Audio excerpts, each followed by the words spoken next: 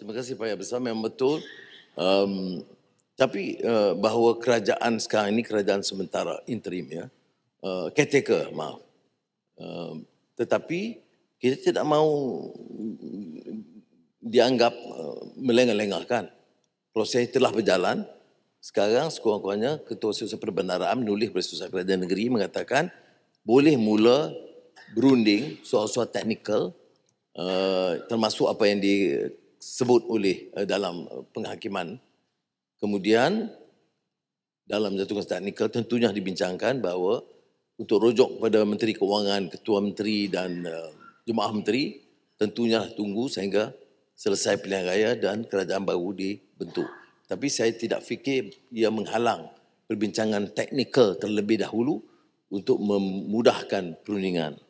Tetapi sebab itu saya terima kasih Pak Yang Besar kerana menekankan perbezaan ya di antara dua isu ini. Ada orang cuba kaitkan, tapi tidak tepat sama sekali. Apakah kerajaan boleh berdiam bila dikatakan kita telah bertindak unconstitutional sejak 74? Satu. Apakah boleh dia tafsir, boleh kita diam dan tidak membatalkan atau expunge rekod yang menyatakan illegal, irrational, procedurally improper or disproportionate.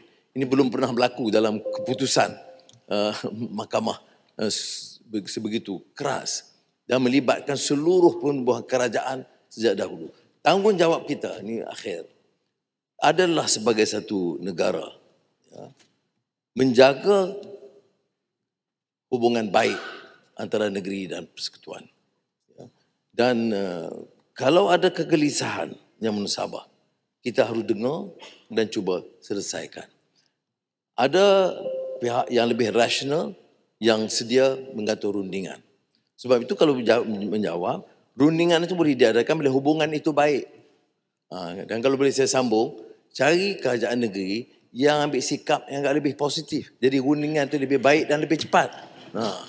Kalau ambil sikap bermusuh seolah-olah kerajaan persekutuan tidak lakukan apa-apa, jadi kita tunjukkan projek-projek. Kita dah serah kepada negeri macam elektrik, masih kita bagi 1.2 bilion. 2 bilion itu tidak termasuk dalam belanjawan awal. Tapi saya sebut gunakan wang MCMC atau SKMM. Itu kita lakukan. Jadi saya harap semangat kesatuan perpaduan ini dijaga.